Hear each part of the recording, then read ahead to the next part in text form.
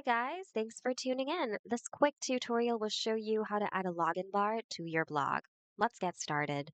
On the Wix editor, go to the plus button on the left. Go to Community and go to Login Bar. Drag and drop this login bar element onto your page, specifically onto your header. Click the login bar and click on Set up login bar to start setting it up. There are two tabs here, Logged In and Logged Out, which you can both set up according to your needs and preferences. You can also customize its design by going to the Design button. And over here, you can customize its fill color and opacity, borders, corners, etc.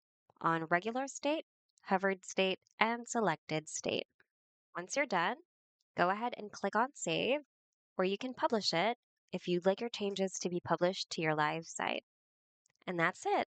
A nice and functional login bar ready to welcome your visitors to your site. Hope this video was helpful. Thanks for watching and see you guys in the next one.